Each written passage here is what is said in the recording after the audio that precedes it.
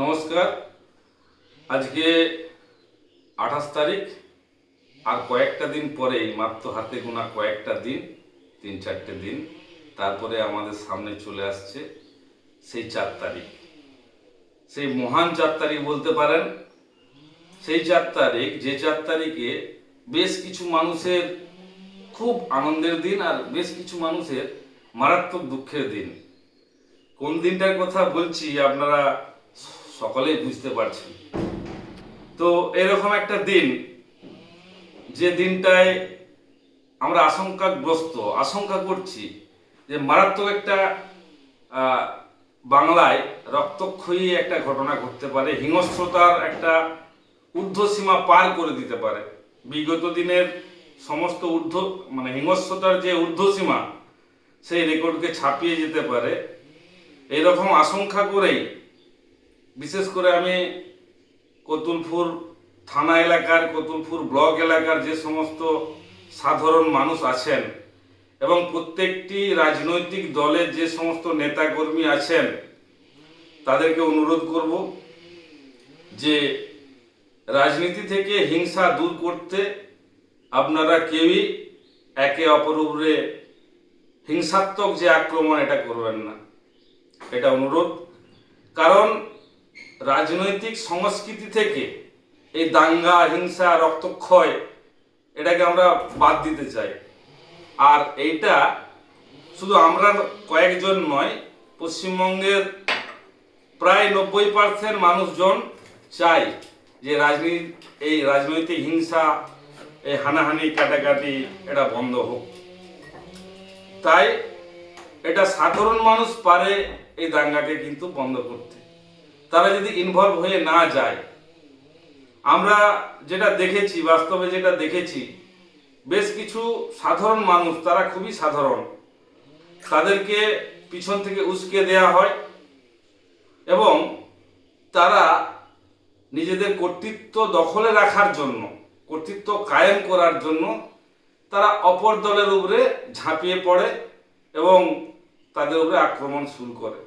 আর আক্রমণ যদি একবার হয়ে যায়, একে অপরের উপরে যে আক্রমণ, তার যে কি বিভৎসতা ঘটতে পারে, এটা যারা আক্রমণ করছে বা যাদের উপরে আক্রমণ হচ্ছে, তারাও কিন্তু বলতে পারে না। আমার নিজের চোখের সামনে দেখা এটাও ঘটেছে। যারা আক্রমণ করতে এসেছে, তাদেরই হয়তো 1-2জন মারা গেছে বা হাত পা ভেঙেছে, মাথা ফেটেছে। আর যাদের উপরে আক্রমণ হয়েছে, তারা তো মারা গেছেই। তাই এই রক্তক্ষয়, এই জীবনহানি, এর থেকে যাতে মানুষকে রক্ষা করা যায়, তার জন্য আমার এই আবেদন।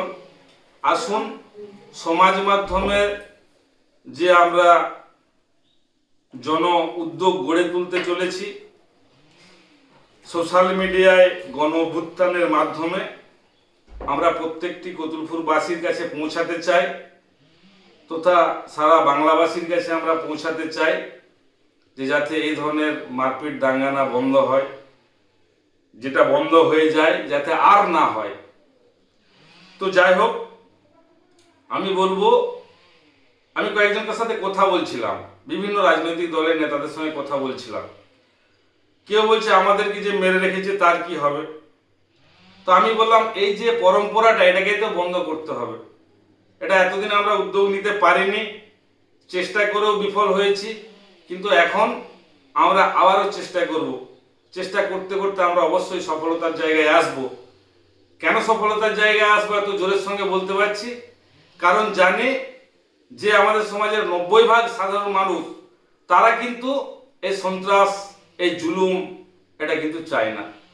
তারা নিরুপদ্রবে শান্তি শৃঙ্খলার মধ্যে বসবাস করতে ইচ্ছুক এবং তারা সেটা পেলেই খুশি হয়। তাই 90% ভোটারদের খুশি করতে অন্তত জিতা দল যারা জিতবে বা হারা দল যারা হারবে, তাদের উভয়কেই তো ভোট দিয়েছে মানুষ। সেই 90% মানুষের সবচেয়ে যে বড় চাওয়া পাওয়া, শান্তিতে থাকা, সেইটা অন্তত বজায় রাখুক এবং এর জন্য সমস্ত দল মিলে ঐক্যবদ্ধভাবে প্রশাসনের কাছে আবেদন করুক এবং সমস্ত গ্রামের রাজনৈতিক যারা কর্মী সমর্থক, তারা ঐক্যবদ্ধ হয়ে শপথ গ্রহণ করুক যে আমরা একে অপরের উপরে কোনো রকম আক্রমণ করব না। এই শপথ গ্রহণ তার আন্তরিকভাবে হতে হবে, তাদের আন্তরিকভাবে হতে হবে, এবং এটা তখনই সম্ভব যদি তারা রাজনৈতিক ক্ষুদ্র স্বার্থকে ত্যাগ করতে পারে। আমি জানি কিছু মানুষ এটাকে ত্যাগ করতে পারবে না বা এটাকে সমর্থন করবে না, এই পদ্ধতিকে তারা ঘৃণা করবে বা তারা হিংসা করবে। এই পদ্ধতি যারা করতে চাইবে তাদের উপরে আক্রমণও নেমে আসতে পারে। আমার উপরে অলরেডি আসতে শুরু করেছে। যাই হোক, তবু একটা ভালো কাজ করতে গেলে শুধু এই ধরনের আক্রমণ নয়, জেল হতে পারে, জীবন চলে যেতে পারে, সমস্ত কিছুই আমি জানি। তবুও শেষ চেষ্টা একবার আমাদেরকে করতেই হবে। বিশেষ বিশেষ সময়ে বিশেষ বিশেষ উদ্যোগ আমাদেরকে নিতে হবেই।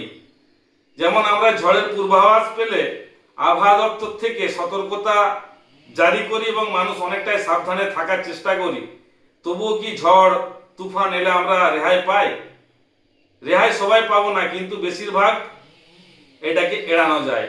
সেই রকম আজকের দিনে দাঁড়িয়ে দুটো সবচেয়ে দেশের এবং রাজ্যের দায়িত্বপ্রাপ্ত দুটো পার্টি, তারা একে অপরকে উপরে উপরে হুমকি দিচ্ছে এবং মানুষকে লাগিয়ে দিচ্ছে। ইয়ে বলছে 4 তারিখের পর দেখা যাবে, সরি, এই দিকের পার্টিও বলছে 4 তারিখের পর দেখা যাবে। জানি না, দুজনেই যদি দেখা দেখিটা বন্ধ করে, দু ভাই বোনে যদি ঠিক থাকে, তাহলে কিন্তু সাধারণ মানুষ থাকবে। আর এই দু ভাই বোন যদি উপরতলায় লড়াইয়ের অভিনয় দেখায়, ঘুষোঘুষি দেখায়, আমরা অলরেডি এখানে তাতে ইনভলভ হয়ে যেতে পারি। তাই প্রত্যেককেই অনুরোধ, এই উপরতলার অভিনয় দেখে নিজেদের ভাই ভাই রক্তক্ষয় করবেন না। একে অপরের মধ্যে যদি কোনো সমস্যা থেকে থাকে, গ্রামের 5 জনকে নিয়ে বসে মিটিয়ে ফেলুন। এইটা নিয়ে কোনো ইস্যু ভিত্তিক ইস্যু তৈরি করে মারপিট করতে যাবেন না।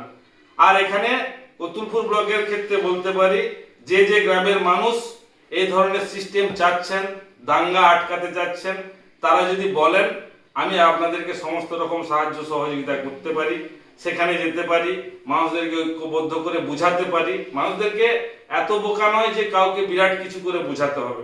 শুধু এই পরিবেশটা তৈরি করলেই কতুলপুর ব্লকে দাঙ্গা থামানো সম্ভব। নির্বাচন পরবর্তী যে হিংসা, এটা থামানো সম্ভব বলে আমার দৃঢ় বিশ্বাস আছে। কেন, আমি কতুলপুর ব্লকের প্রত্যেকটা গ্রামে গ্রামে দীর্ঘ 7-8 বছর ধরে যোগাযোগ ছিল বিশেষ একটি রাজনৈতিক দল করার জন্য।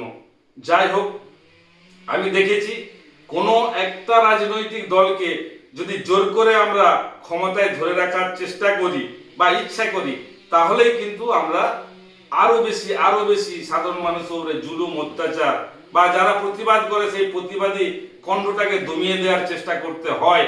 তা নাহলে দীর্ঘদিন টিকে থাকা যায় না।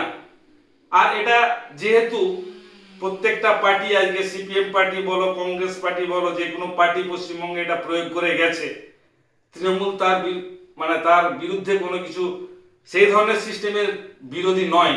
তারাও সেই একই সিস্টেমকে সেই সিপিএম এর ছেড়ে যাওয়া জুতোতে পা গলিয়ে দিয়েছে। তাই এখানে নতুন করে বলার কিছু নেই, মানুষকে সচেতন হতে হবে। এখানে কোনো দল, আজকে বিজেপির যে ভাষা পাচ্ছি, সেই দলের পক্ষ থেকেও দেখছি, দলীয়ভাবে দেখছি, এই যে দাঙ্গা থামানোর কোনো উদ্যোগ কিন্তু নেই। তারাও হিন্দু হিন্দু করছে বা আরো উস্কানিমূলক বক্তব্য দিচ্ছে। 4 তারিখের পর লটকে দেবো, ঝুলিয়ে দেবো, এইসব কথাবার্তা বলছে। আমি এই দু ধরনের উস্কানির তীব্র প্রতিবাদ করছি এবং প্রশাসনকে বলছি, যদি সত্যি বাংলাকে মারাত্মক বিশৃঙ্খলা থেকে রক্ষা করতে হয়, তাহলে আপনাদেরকে এখনো নিরপেক্ষ হওয়ার দরকার আছে। এখনো বলবো কেন না, এখন হয়তো নির্বাচন কমিশন আছে, তাই আপনারা নিরপেক্ষতার মুখোশ পরে আছেন। আবার যখন এটা চলে যাবে, যে দল জিতবে আপনারা তাকেই স্যালুট করবে, তারা যা বলবে আপনারা তাই শুনবেন। আপনাদেরও এই চরিত্রের পরিবর্তনের দরকার আছে। আপনারা অনেক ভদ্র ভালো মানুষ আছেন, অনেক শিক্ষিত মানুষ আছেন, আপনাদের নিজেদের বিবেকের দিক থেকে প্রশ্ন করবেন, এটা অনুরোধ। কারণ সমস্ত কিছু সমাজের সমস্ত কিছু আইন দিয়ে হয় না। আইন দিয়ে সমস্ত কিছু যদি কন্ট্রোল হতো, তাহলে কিন্তু মানুষকে সচেতন করার কোনো প্রয়োজন থাকতো না। তাই বলবো, আপনারাও আসরে নামুন, এটা গ্রামে গ্রামে প্রচার করুন, যাতে নির্বাচন পরবর্তী দাঙ্গা না হয়। আর আমাদের পক্ষ থেকে আমরা যারা এই সোশ্যাল মিডিয়ার ক্ষুদ্র ধারক এবং বাহক তাদের পক্ষ থেকেও আমরা এই উদ্যোগ নেব। আমার প্রত্যেক সোশ্যাল মিডিয়ার ভাই বোনদের কাছে অনুরোধ থাকবে, আপনারা উদ্যোগ নেবেন এবং এটাকে ছড়িয়ে দেবেন সমাজে। আগামী দিনে আমরা একটা শান্তিপূর্ণ সমাজ দেখতে চাই, একটা সুস্থ সমাজ দেখতে চাই। এই হিংসা মারামারি কাটাকাটি এটা বন্ধ হোক, খুন জখম এটা বন্ধ হোক। এটা এই যে আমাদের প্রয়াস, এই ক্ষুদ্র প্রয়াসে সকলকে হাত লাগানোর ঐকান্তিক অনুনয় জানিয়ে শেষ করছি। নমস্কার।